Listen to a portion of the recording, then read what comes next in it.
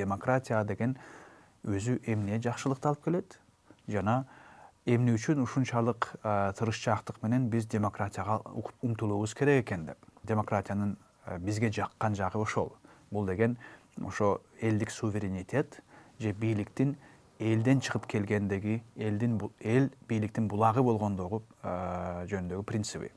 Эгер ушуну эске албай турган болсок, менимче бул кайсы гана болбосун эл үчүн, өзүн өзү сыйлаган эл үчүн бул алгылыксыз иш болмок. Жана андан келип чыккан эки шарт бийликтин элдин алдында жоопкерчилик тартуусу жана эл бийликке карата болгон чечим кабыл алуудагы процесстерде катышууга болгон мүмкүнчүлүгү жана укугу. Ушул эки принциптин жана шарттын абзел болгондугу менимче конкреттүү жана албетте кайсы гана киши болбосун, жаран болбосун ушу туура деп эсептелүүчү эки шарт десек жаңылышпайт болушубуз керек. Бирок эми мындай мааниге, мазмунга ээ болгон процедуралык гана эмес, бирок такай конкреттүү мааниге да ээ болгон жакшылыктары барбы деген суроо туулат. Мисалы үчүн, көбүн эсе демократияны көпчүлүгүбүз эркиндик баалуулугуна такай байланыштырып келебиз. Мындайча айтканда, демократия деген бул эркиндикти берген, эркиндикти сыйлаган саясий режим деп эсептейбиз. Дагы көпчүлүгүбүз демократияны адилеттүүлүк жана адилеттикке алып келчү режим деп эсептейбиз. Адилеттүүлүктүн да ар кандай түрлөрү бар. Бул деген мыйзамдык чениндеги адилеттүүлүкпү, же моралдык адилеттүүлүкпү, же коомдук, социалдык жактагы, экономикалык маселелердеги структуралык адилеттүүлүкпү. Анын түрлөрү көп болгону менен негизги баарыбыз жакшы түшүнгөн ошо киши менен кишинин ортосундагы, коом менен өзгөчө кишинин жана коом менен бийликтин арасындагы мамилелердеги туура, алгылыктуу мамилелерди биз адилеттүү деп эсептейбиз жана демократия ушул адилеттүүлүктү камсыз кылат деген ишенимде келебиз. Дагы да конкреттүүрөөк жагын алчу болсок, демократия деген бул мыйзам менен тыгыз байланыштырылат. Мыйзам жана мыйзамдуулукту камсыз кылган жана мыйзамдуулуктун негизинде гана орун ала алган саясий режим деп эсептейбиз. Анан эң акыркысын айтчу болсом, бул демократиянын теңдик принцибине болгон байланышы. Демократия деген бул ар бир жарандын, ар бир жарандар тобунун, ар бир жарандар катмарларынын, страталарынын бири-бирине болгон мыйзам негизинде, адамдык барк негизинде ушул жагдарынан алып карчу болсок, тең болуп эсептелүүсү бул демократия үчүн өтө чоң жана негизги принциптерден болуп эсептелет. Бирок айта кетчү нерсе, ушул 4-5 принципти азыр айттым, андан башкалары да бар. Булардын баарысын алчу болсок, чоң маселе туудурган бул кандай жол менен жана кайсы нукта ушул мааниси боюнча ар тараптуу, бири-бирине кээде каршы да келе алган принциптердин баарысын демократия, бир гана саясий режим кантип камтып алышы мүмкүн деген суроо туулат. Ушул жерде менимче эмки чоң темага өтөбүз. Бул деген демократиянын ар түрдүүлүгү, плюралисттик түшүнүктөр. Демократия бул деген башында айтып кетпедикпи? Авторитаризм жана демократия деп экиге бөлгөн жерибиз бар, бирок демократия менен авторитаризмдин ар биринин көптөгөн түрлөрү бар жана көптөгөн формалары бар. Буларга бир топ кайрыла кетсек болот. Анткени бул азыркы кезде өтө маанилүү жана көбүн эсе бизге адашууларга, туура эмес нерселерди ойлоого жол берип аткан бир турум. Демократиянын азыркы кезде өтө көп тараган, көпчүлүк мамлекеттерде, өзгөчө батыш мамлекеттеринде калыптанган демократияларда орун алган бир формасы бул либералдык демократия.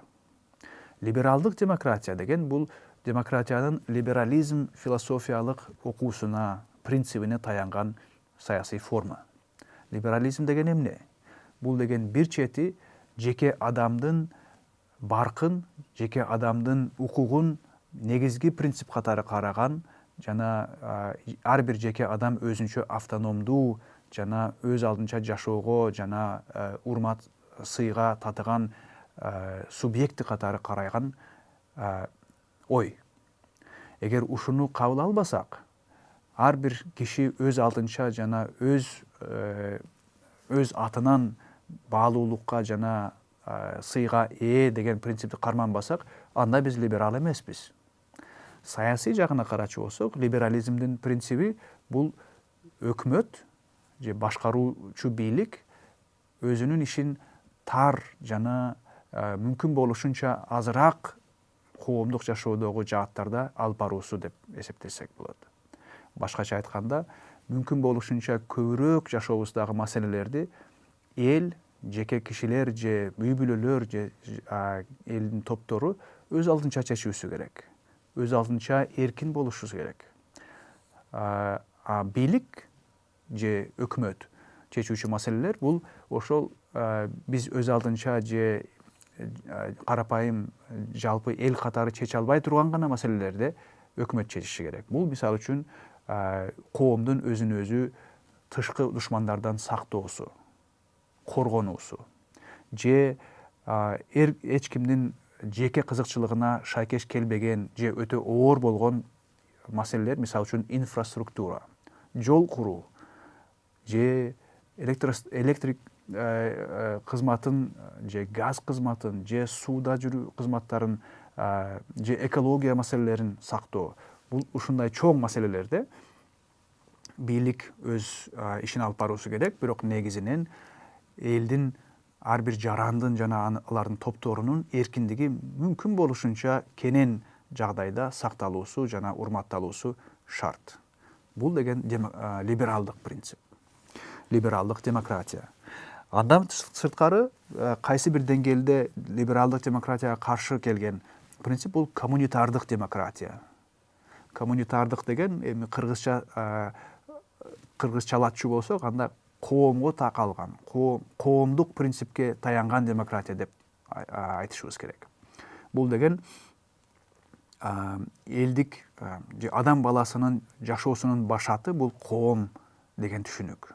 Бул да өз ордунда, өз иретинде философиялык булактарга таянган ой. Анткени ушу жана либералдык принципке таянгандар ар бир жеке киши өз алдынча автономдуу жана жашоонун башаты ар бир жеке кишиден деп эсептечү болсо, коммунитардык ойду кармангандар адам баласынын жашоосу коомдо башталат.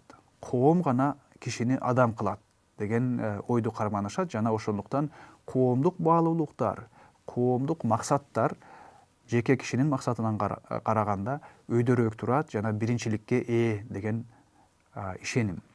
Ошонун негизинде коммунитардык демократия деген бул ошол демократиялык принцип, демократиялык башкаруу биринчи кезекте жалпы коомдук максаттарга багытталышы керек жана коомдук баалуулуктардын жеке кишилик баалуулуктардан өйдө карманганын урматташы керек жана ошол принциптен тайбашы керек деген ой.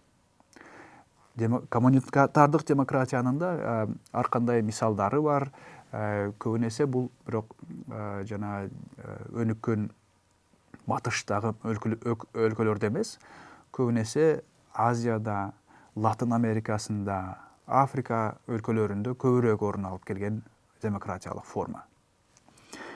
Андан кийингиси либералдык демократияга жакын болгон, бирок башкача аныктама берилген бир формасы бул шайлоо демократиясы же англисче айтчу болсок electoral democracy. Бул деген демократияны кайсы баалуулук же кайсы мазмундуу принципке карманганына карабай, процедуралык жагына караган түшүнүк. Бул деген демократия деген кайсы бир өзгөчө баалуулукту карманышы шарт эмес.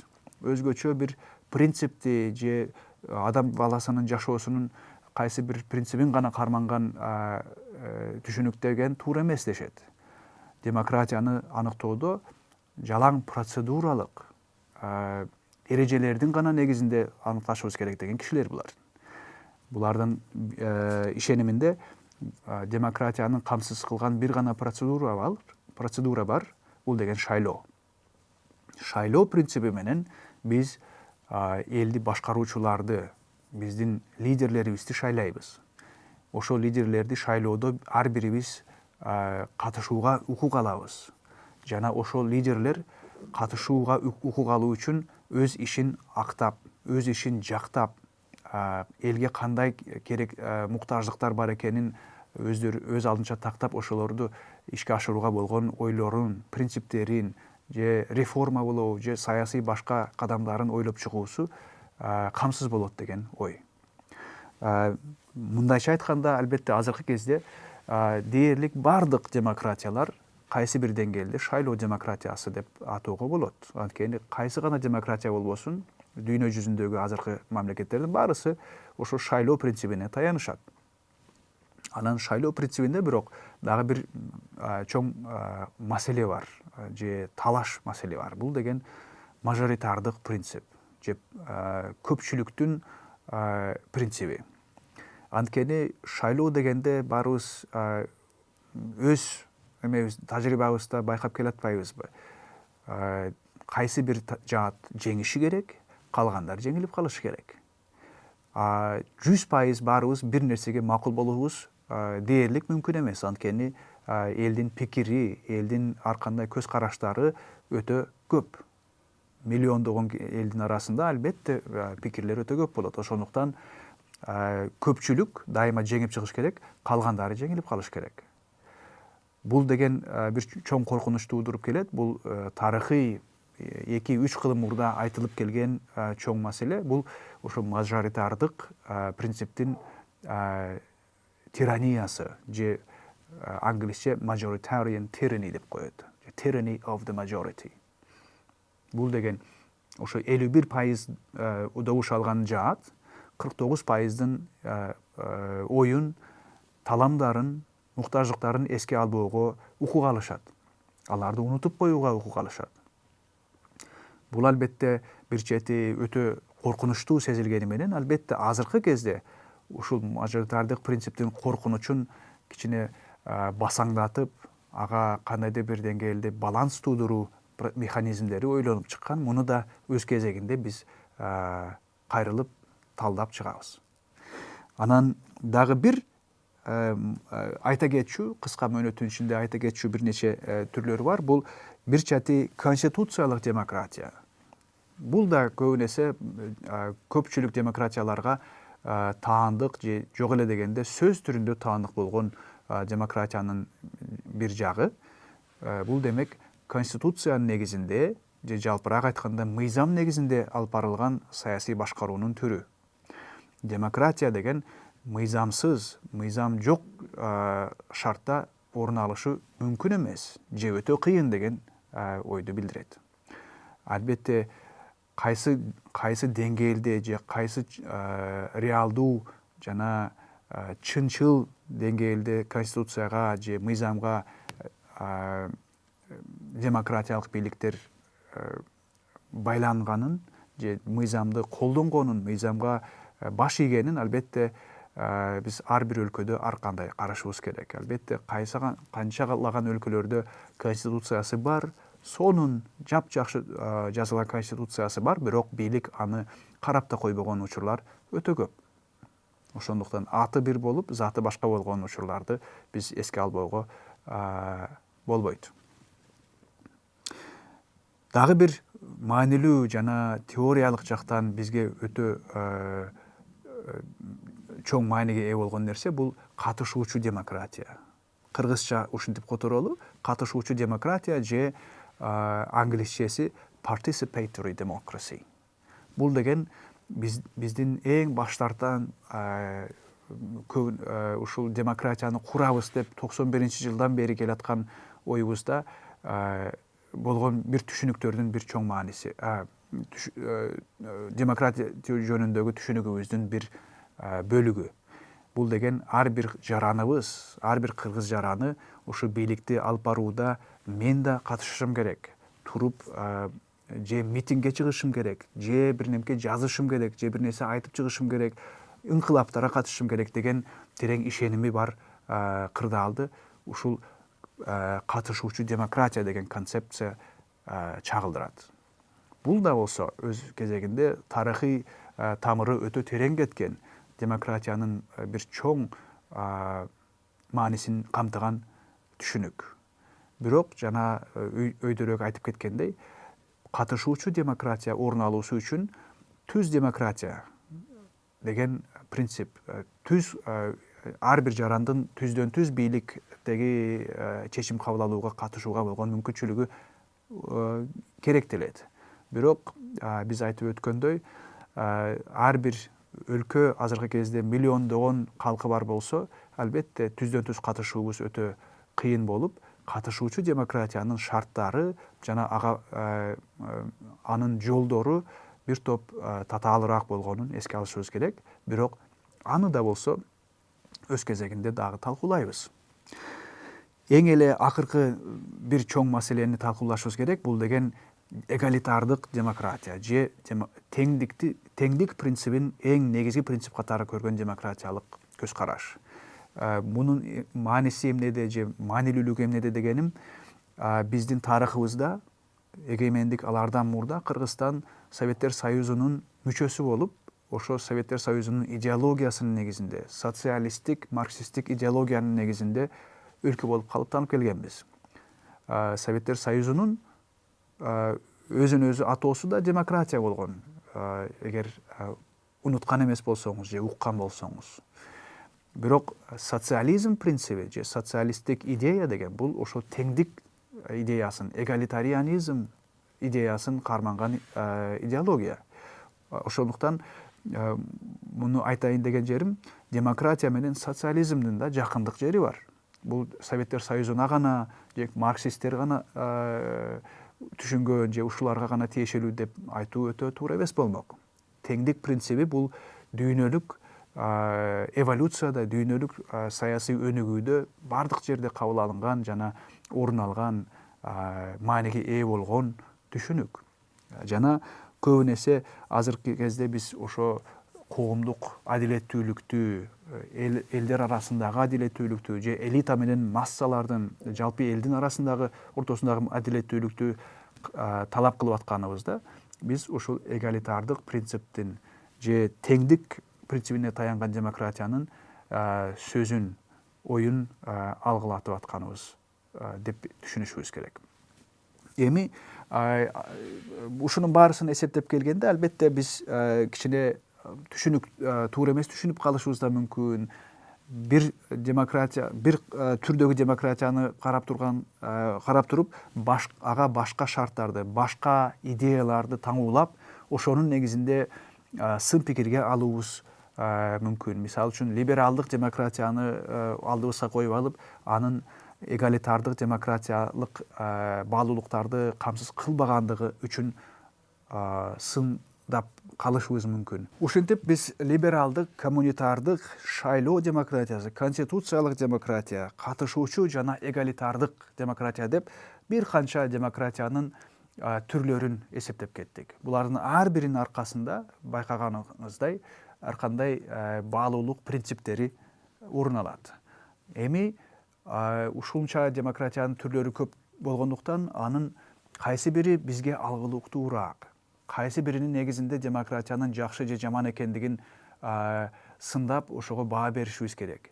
Же кайсы өлкөнү алып, ошол өлкөнүн демократиясы кандай принципти карманганын, ошол бизге үлгү болобу же болбойбу деген суроолор өтө көп туулат. Жана ар кандай адашуулар, туура эмес түшүнүп алуулар орун алуусу албетте боло келет.